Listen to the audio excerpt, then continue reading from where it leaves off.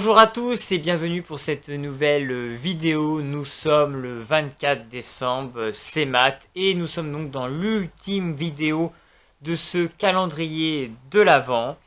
C'est avec un grand soulagement que je réussis à mener à bien cette idée et ce concept qui aura demandé quand même beaucoup de travail en amont et pendant. Voilà, j'ai réussi à en venir à bout et j'en suis extrêmement content. Je vais en faire un petit bilan juste après. Juste pour vous dire qu'à la fin de cette vidéo, je vais donc accueillir Marine du compte Imagine Encre. Donc je vous mets les liens de son compte Instagram en barre d'infos. Vous l'avez pu la retrouver à plusieurs reprises sur certains de mes lives livresques sur cette année. C'est quelqu'un qui a une vraie identité, on va dire, littéraire, dans le sens où elle se spécialise vraiment sur l'auto-édition et veut voilà, essayer de mettre ça en avant, en tout cas sur son compte Instagram. Et voilà, qui fait énormément de salons, donc c'est quelqu'un extrêmement intéressant à suivre parce que voilà, va vous présenter beaucoup de salons, des merveilles qu'elle va découvrir dans tous ces différents salons. Et donc, elle soutient et elle défend beaucoup l'auto-édition et tous ces auteurs est des fois un peu moins mis en avant et un peu moins connus. Donc je vous invite fortement à vous abonner à sa chaîne. Parce que voilà, c'est quelqu'un qui travaille beaucoup dans le milieu du livre. Et c'est vraiment quelqu'un d'intéressant à suivre. Donc en fin de cette vidéo, vous retrouverez donc un petit avis livresque de sa part. Et donc moi, sur cette vidéo, je voulais faire un bilan en fait de ce calendrier de l'Avent. J'en suis extrêmement satisfait. Déjà d'avoir réussi à réunir autant de personnes, donc je tiens encore à remercier toutes les personnes, que ce soit des youtubeurs, des instagrammeurs, des auteurs, des éditeurs qui ont accepté de prendre de leur temps et qui ont eu la gentillesse de vouloir accepter de passer sur ma chaîne et donc de participer à ce projet un petit peu crossover qui réunissait toutes ces personnes. Donc encore une fois, je remercie tout le monde. C'est vraiment là-dessus que je trouve qu'il était vraiment intéressant de monter un projet et c'est vraiment quelque chose qui m'a plu à faire, même si voilà, ça demandait beaucoup de temps. Parce que voilà, il fallait faire quand même une vidéo par jour. Ça demandait comme un gros travail en amont de montage, de contact pour arriver à monter tout ça et arriver à coordonner tout le monde au niveau des temps et des délais. Donc là-dessus, je suis extrêmement content. Les vidéos marchent plutôt bien. Je suis extrêmement ravi également. Sur l'ensemble des 24 vidéos, enfin 23 parce que du coup au moment où je fais le bilan, la 24e n'est pas encore sortie, vous l'avez regardé, c'est en train de la regarder, mais on est à plus de 1000 vues en fait pour l'ensemble des vidéos, donc je suis extrêmement content.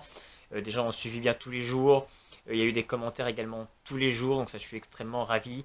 Ça a vraiment été quelque chose de très dynamique, qui a eu un très bon accueil, un très bon écho, donc je suis extrêmement content d'avoir pu amener ce projet à bien. Et donc je remercie tous ceux qui ont pris le temps de regarder ces vidéos, qui ont participé, qui ont liké, qui se sont abonnés, qui ont commenté. Je remercie encore une fois tous les intervenants, la vingtaine d'intervenants qui a accepté d'intervenir sur ma chaîne.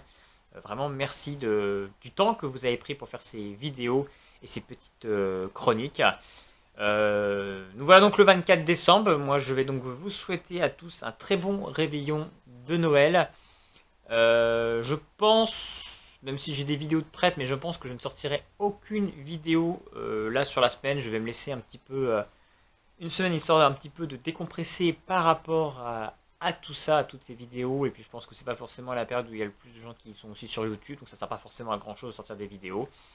Donc on se retrouve en début d'année pour des prochaines vidéos livresques. J'ai une ou deux lectures que j'ai lues il y a quelques temps et les vidéos sont prêtes et je ne les ai pas encore sorties parce que du coup j'avais le calendrier.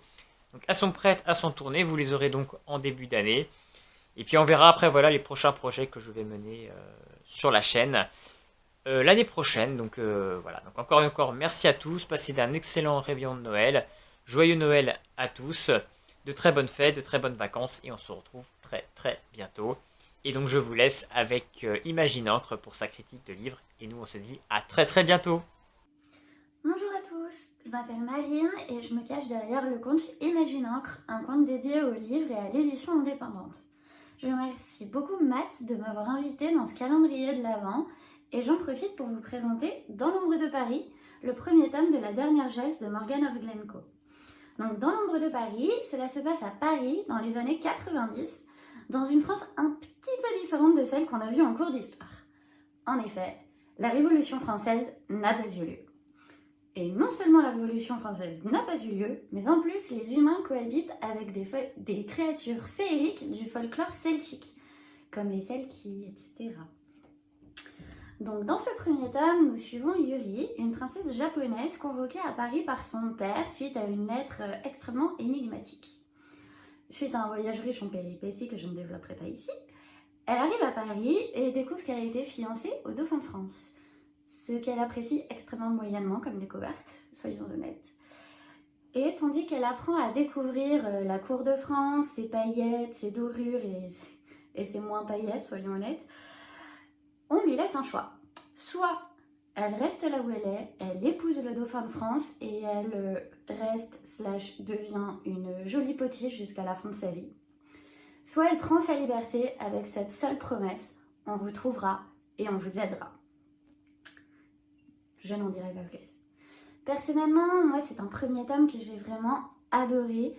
Je l'ai lu d'une traite ou presque, et quand je l'ai achevé, j'ai eu l'impression que ma vie n'avait plus le moindre sens et que le monde était vide, creux et sans le moindre intérêt. J'exagère à peine. Il m'a fallu 3 jours pour m'en remettre et je ne m'en suis remise qu'en le relisant une seconde fois.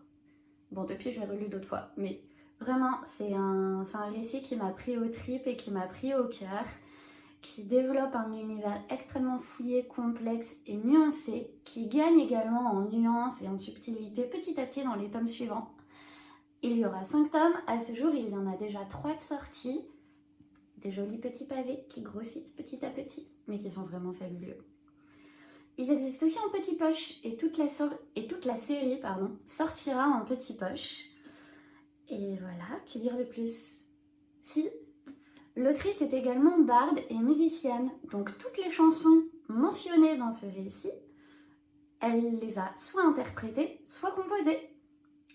Merci pour votre attention et joyeux Noël à tous!